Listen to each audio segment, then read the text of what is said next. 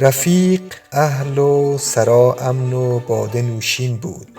اگر بهشت شنیدی بساط دوشین بود. چه حال خوب و شب جمعه خوشی دیدیم. چه بودی ار شب هر جمعه حال ما این بود. به رادیو شبانه گوش میکنی. سلام دوستان همراه، امیدوارم که حالتون مثل همیشه خوب باشه. امروز تصمیم گرفتم یک شعر از ایرج میرزا براتون بخونم. همتون حتما ایرج میرزا رو میشناسین، ولی خب کمتر شعراشو میشه توی جمع‌ها اینا خون، به خاطر الفاظ رکیکی که کاملا واضح به کار برده. بچه‌هایی که اهل شعر و اینا توی شعرخوانی‌ها شب شعرها اینا کمتر شعر ایرج میرزا میخونن به خاطر وجود همین الفاظ رکیک، ولی با وجود این خیلی شاعر بزرگ ایرج میرزا، شعرهای خیلی خوبی داره و میشه گفت بعد از سعدی کسی که تونسته به اون حالت سهل و ممتنع تو شعرش برسه ایرج میرزا بوده. سهل و ممتنع یعنی وقتی شعر رو میخونی شعر خیلی ساده به نظر میاد، فکر میکنی که شاعر خیلی ساده قلم گذاشته و همینجور شعر رو نوشته، ولی در واقع خیلی اتفاقا رو شعرش کار کرده و حد هر کسی نیست چنین شعری گفتن که در ظاهر ساده بیاد ولی خیلی روان خونده بشه و مخاطب خواننده به حساب لذت ببره، لذتی که باید ببره از شعر ببره. و واقعا ایرج میرزا استاد بود توی سهل و ممتنع گفتن به حساب. یک شعری داره ایرج میرزا که یک شب جمعه‌ای بوده خدمت کسی به اسم حاج امین و تو این شب جمعه کم کم مهمونا اینا میان و خب میدونی که ایرج میرزا هم آدم بزرگی بوده تو اون دوره، از شاهزادگان قجری بوده، از طرف مادری نوه فتحعلی شاه قاجار بوده و نجیب زاده به حساب میومده و چون شاعرم بوده و در مجامع ادبی بوده خیلی میشناختنش و توی این مجالس بزرگان حضور داشته، دوستی با عارف قزوینی داشته و خیلی بزرگان. توی این مجلس شبانه هم قمرالملوک وزیری خواننده بزرگ میاد و کسی به اسم بتول که به همراهش میاد و ویولون مینوازه و خیلی کسای دیگه مثل فرزین و دیگران. دیگه زیاده گویی نمی کنم و شعر رو براتون میخونم. شعر بیاندازی زیباست. شب جمعه خدمت حاج امین. رفیق اهل و سرا امن و باده نوشین بود. اگر بهشت شنیدی بساط دوشین بود. چه حال خوب و شب جمعه خوشی دیدیم. چه بودی ار شب هر جمعه حال ما این بود. عجب شبی به احبا گذشت و پندارم که چشم چرخ در آن شب به خواب سنگین بود. جهان به دیده من ناپسند می آمد ولی در آن شب دیدم که دیده بدبین بود. لوازم طرب و موجبات آسایش ز لطف حاج امین جمله تحت تأمین بود.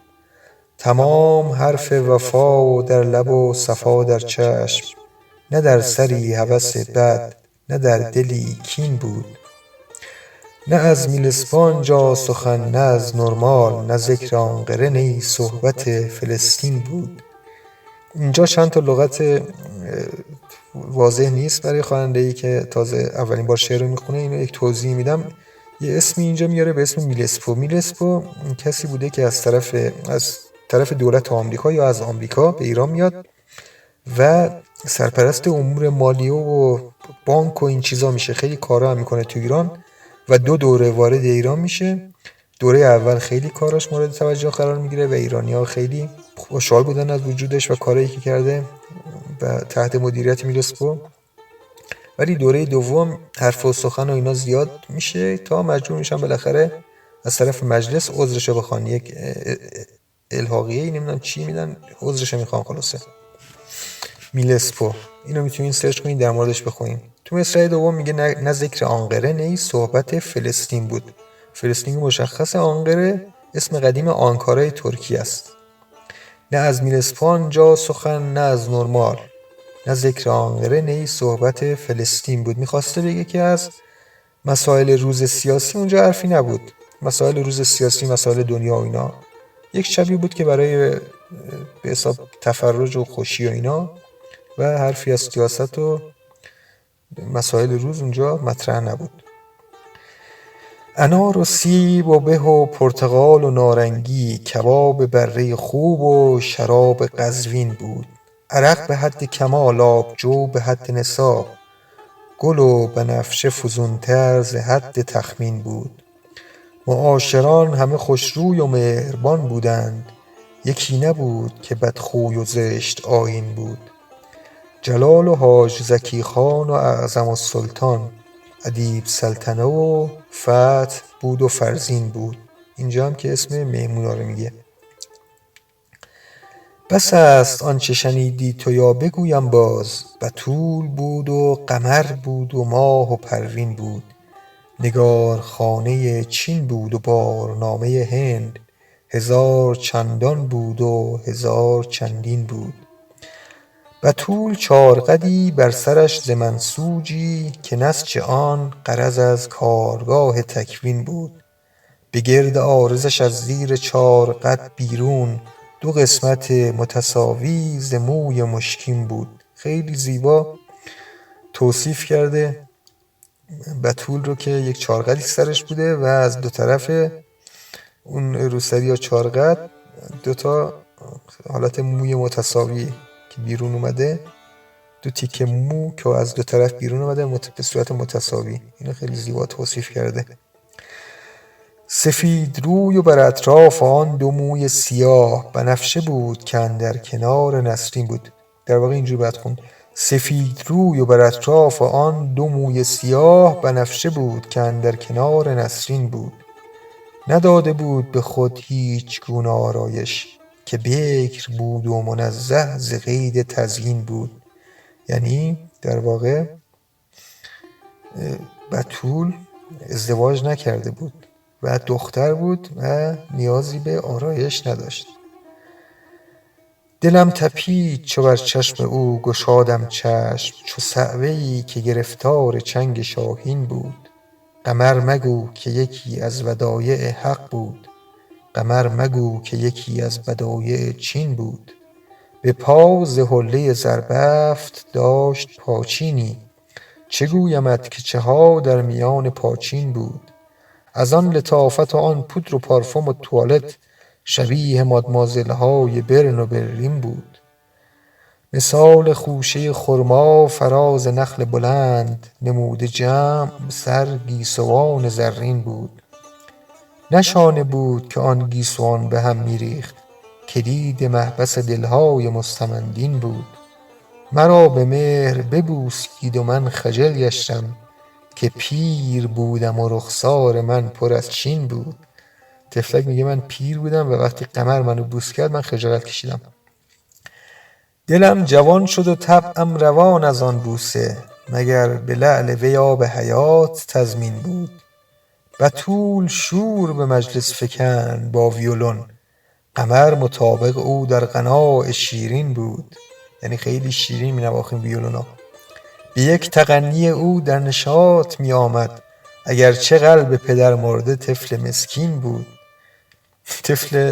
یه طفل یتیم که پدرش هم مرده بود این نواها رو میشنید، این تغنی بتول رو میشنید، به حساب از خیلی لذت می‌برد، در نشاط می آمد با اینکه عزادار پدر بود، طفل پدر مرده.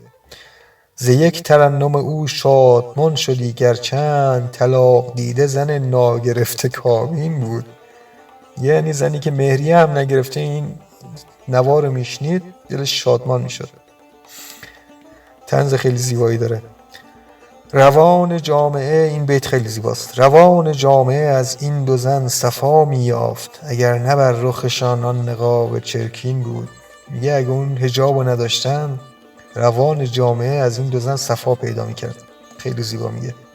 کشید کار در آخر به تعزیت خوانی، که باده نوشان سرمست و باده نوشین بود. میگه اینقدر خورده بودن و مست شده بودن که آخرش دیگه کار به تعزیت خوانی کشید. یعنی دوره هم دیگه دوستان با هم دیگه تعزیه اجرا کردن اونجا تو مهمانی. یکی سکینه یکی مادر وهب میشد، همان دو باز سنان بود و شمر بیدین بود. چو شمر حضرت عباس را طلب می کرد، حکایت سپر و گرز بود و زوبین بود. چه گویمت که چه می کرد اعظم السادات، حقیقتا یکی از جمله ملاعین بود. ملاعین جمع ملعون. میگه چی بگم که اعظم السادات چی کار میکرد، خیلی ملعون بود. جناب فرزین گه راست رفت و گاهی چپ، همیشه این حرکت از خواص فرزین بود. میگه این عادتش بود، همیشه چپ و راست میرفت. اون موقع هم در همون حالت تزیه خانی که بچه‌ها میکردن، این هم چپ و راست، میرفت چپ میرفت راست. ادیب سلطنه هم بد نشد در آخر کار، اگرچه اول شب با وقار و تمکین بود. آره جون همش. میگه ادیب سلطنه هم که اولش هم خیلی خودش میگرفت و با وقار نشون میداد، ولی آخر شب بد نشده بود، خوب ادا در می آورده، ادای تعزیه و اینا. چون نیمی از شب بگذشت سفره آوردند، که اندران خورش قیمه بود و تهچین بود. شکم پرست کند التفات بر مأکول، به خاصه که از سر شب بار معده سنگین بود. ادیب و فرزین بعد از 2 ثلث شب رفتند. کسی که ماند به جا فتح آن خواتین بود. خواتین جمع خاتون، یعنی اون 2 تا خانوم، قمر و بتول. میگه این 2 تا موندن. جناب حاج امین با قمر به یک جا خفت، اگرچه کثرت جا و وفور بالین بود. میگه جناب حاج امین با قمر رفتن یک جا خوابیدن، با این که هم جا زیاد بود هم بالین زیاد بود، یعنی رخت خواب، ولی بازم کنار هم خوابیدن. بلی قمر یکی از جمله خبیثات است، وکیل محترم ما هم از خبیثین بود. میگه بله دیگه مشخصه. من و بتول به جای دیگر شدیم، ولی بتول بکر و جلال الممالک نین بود. یعنی من سنی ازم گذشته بود و کاری نمیتونستم بکنم. بتول هم که بکر بود، باکره بود. به یاد خلق خوش میزبان و مهمانان، برین و بالین بر من عبیر آگین بود. خلاصه بر من مهجور راست میخواهی، شبی که در همه عمر خوش گذشت این بود. به یادگار شب جمعه گفتم این اشعار، که همچو بزم سزاوار شرح چونین بود. میگه اینقدر بزم خوبی بود که سزاوار همچین شعری بود، همچین قصیده زیبایی.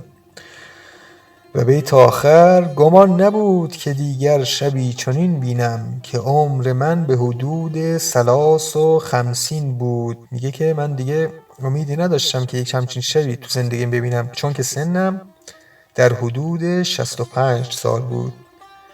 این شعر زیبایی بود که گفتم ایرج میرزا در یک شب میهمانی خدمت حاج امین که میزبان بوده و این اتفاقات که تو شعر گفت افتاده و این شعر زیبا رو گفته و آخرش هم که میگه این شب بهترین شب زندگی من بود و واقعا هم زیبا سروده بود ایرج میرزا.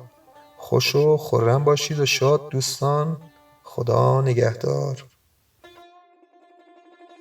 رادیو شبانه جایی است برای شنیدن صدای همه شما.